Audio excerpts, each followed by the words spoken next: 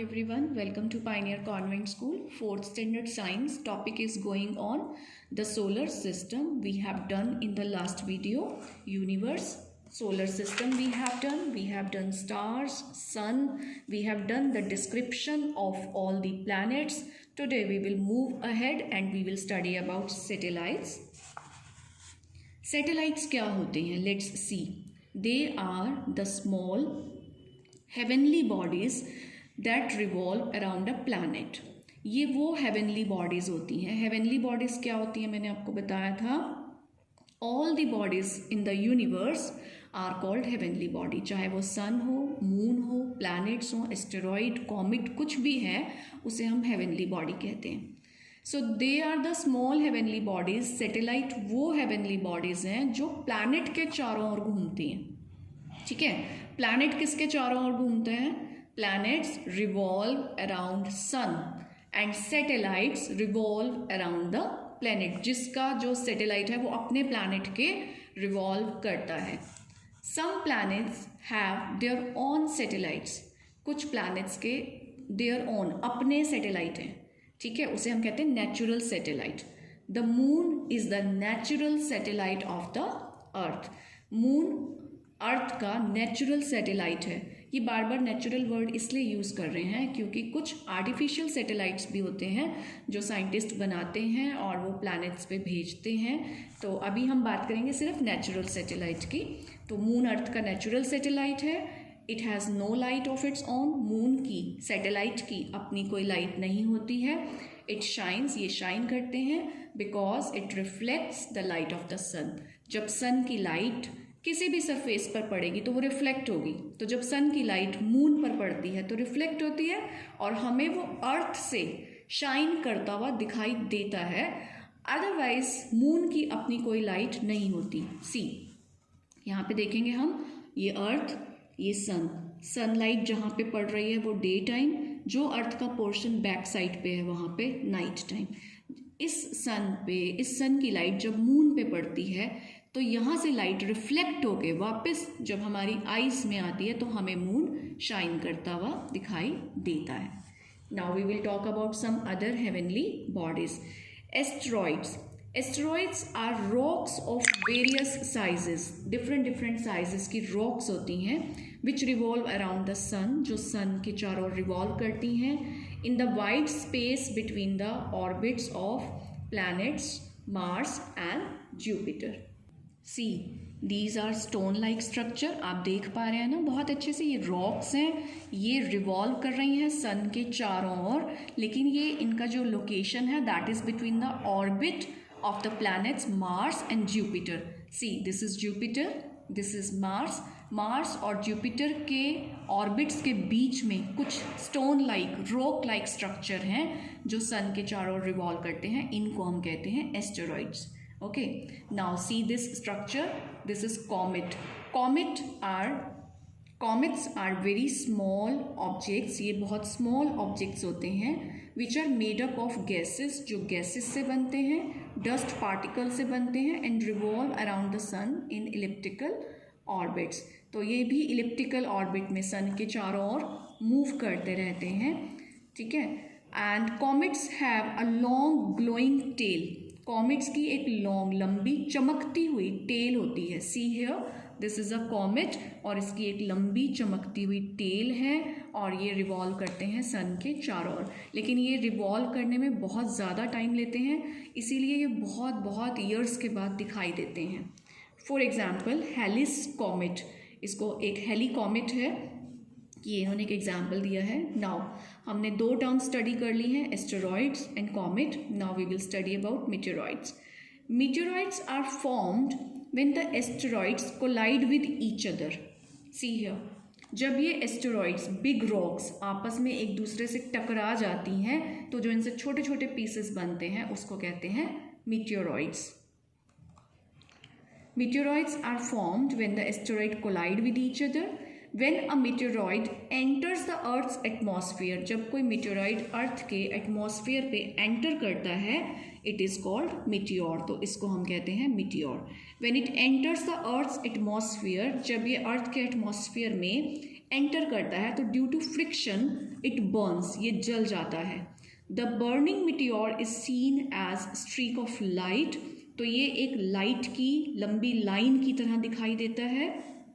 And called a shooting star, और इसे हम शूटिंग स्टार कहते हैं। आपने बहुत बार देखा होगा ना, जिसे कहते हैं आसमान में से तारा टूटना, वो एक्चुअली तारा नहीं टूटता, वो मेटेरॉइड ही होता है।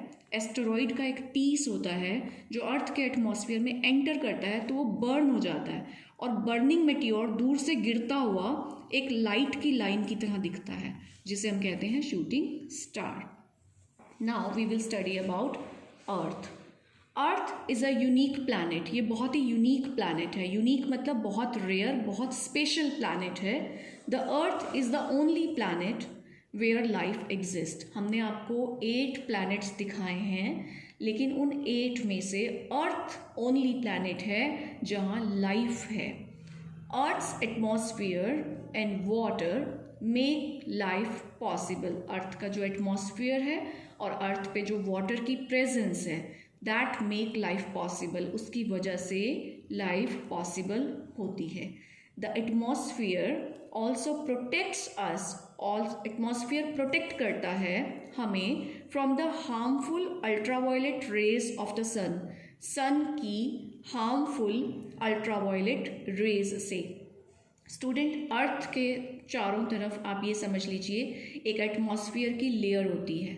इट्स लाइक अ ब्लैंकेट, ठीक है। उस ब्लैंकेट में से जो सन रेज हैं वो फिल्टर होके हमारे तक आती हैं। अगर एटमॉस्फेयर नहीं होगा तो सन रेज में बहुत हार्मफुल अल्ट्रावायलेट रेज होती हैं, जिससे बहुत सारी डिसीजेस कॉज होती हैं। तो एटमॉस्फेयर फिल्टर कर देता है उन रेज को, तो एटमॉस्फेयर की वजह से ही अर्थ पर लाइफ है। इट्स सरफेस हैज़ माउंटेन्स, अर्थ के सरफेस पर क्या क्या है? माउंटेन्स हैं, रिवर्स हैं, वैलीज हैं एंड ओशंस हैं। इट इज़ बिलीव्ड, ये माना जाता है, that the earth was very hot, कि अर्थ बहुत गर्म हुआ करती थी during the early part of its formation, जब अर्थ बनी थी, ठीक है, स्टार्टिंग में ये बहुत गर्म होती थी। It took millions of years, इसको मिलियंस ईयर्स लग गए कूल डाउन होने में, ठंडा होने में। Now we will study the structure of the earth, means जो अर्थ है वो कैसा स्ट्रक्चर है, उसके अंदर तक क्या है। The earth has an egg like structure, earth का जो स्ट्रक्चर है वो एग के जैसा है। At its centre is a yolk of metal called core. इसके सेंटर पोर्शन में, जैसे एग में जो येलो पोर्शन होता है उसको हम कहते हैं यॉक, तो अर्थ का जो सेंटर पोर्शन है उसे भी यॉक कहा गया है। I will tell you why. और ये जो यॉक है ये मेटल से बना हुआ होता है, जिसको हम कहते हैं कोर, ठीक है, which is surrounded by an egg white of soft rocks. और उस येलो के चारों ओर एक एग वाइट जैसा सॉफ्ट रॉक का सराउंडिंग है, that is called mantle. And an outer shell of hard rocks, और उसके बाहर बिल्कुल एक हार्ड रॉक का कवर है, दैट इज कॉल्ड क्रस्ट। इसको एक बार और अच्छे से अंडरस्टैंड करते हैं। जैसे एग के स्ट्रक्चर में 3 लेयर होती हैं। एक तो आउटर कवर होता है, ठीक है, जिसको हम छीलते हैं, तो वो जो आउटर कवर है उसे अर्थ के टॉप कवर से कंपेयर किया गया है। जो उसके अंदर फिर वाइट, एग के अंदर एक वाइट पोर्शन आ जाता है, उसको मेंटल से कंपेयर किया, सेकेंड लेयर से। और जो एग का बिल्कुल सेंटर पोर्शन होता है येलो कलर का यॉक, उसको कोर से कंपेयर किया गया है कि वो अर्थ का कोर होता है। Now we will study about these 3 parts, crust, mantle and core. First of all crust. The outermost layer of the earth is called crust, कि अर्थ का जो आउटर मोस्ट कवर होता है उसको हम कहते हैं crust. See here, this is the structure of earth, ठीक है। तो जो इसका आउटर मोस्ट कवर है, ये वाला एरिया ब्लू कलर का, दिस इज कॉल्ड क्रस्ट। इससे थोड़ा सा हम डीप अंदर चले जाएंगे तो we will go to mantle. Mantle को भी 2 पार्ट्स में डिवाइड किया गया है, upper mantle and then lower mental.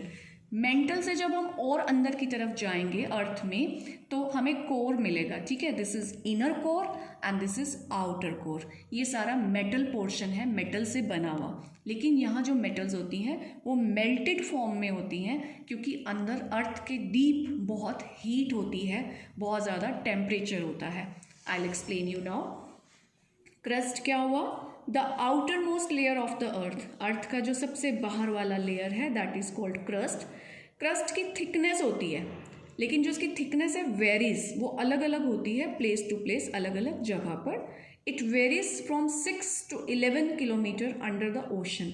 जो ओशन है उसके नीचे जो फ्लोर होता है उसे हम क्रस्ट कहते हैं, वहाँ पे जो क्रस्ट की थिकनेस है दैट इज 6 to 11 किलोमीटर।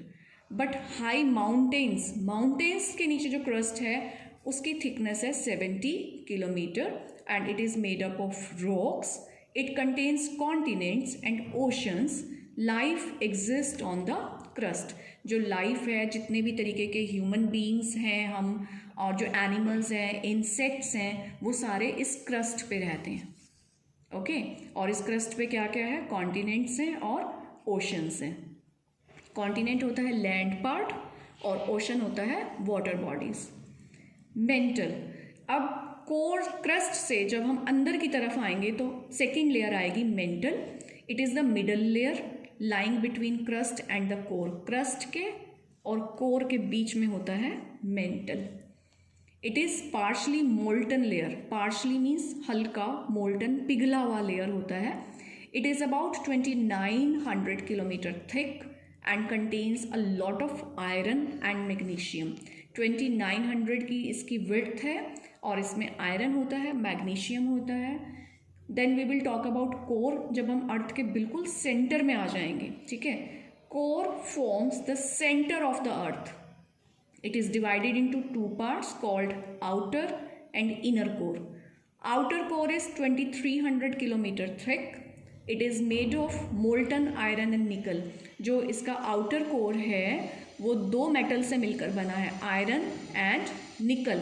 और जो इनर कोर है that is made up of iron and निकल। It is about 1200 kilometre thick and it is like solid ball of metal. एक सॉलिड बॉल की तरह है मेटल की। So students, this was the structure of the earth. 3 layers आपने learn करनी है। Crust की थिकनेस आपने लर्न करनी है ओशन एरिया में और माउंटेन एरिया में। Life exist on the crust only. Then mantle middle layer होती है और इसकी विड्थ है 2900 kilometre. It is made up of iron and magnesium. ये पॉइंट्स हैं जो आपने लर्न करने हैं। कोर के भी 2 पार्ट्स हैं, outer core, inner core. Thickness you have to learn, metals you have to learn. And इसके साथ हमने कर लिया सैटेलाइट्स को। So in this video we will do this much only. Read the chapter thoroughly, try to understand the concept and learn the concept. Then see you in the next video with next part. Have a good day.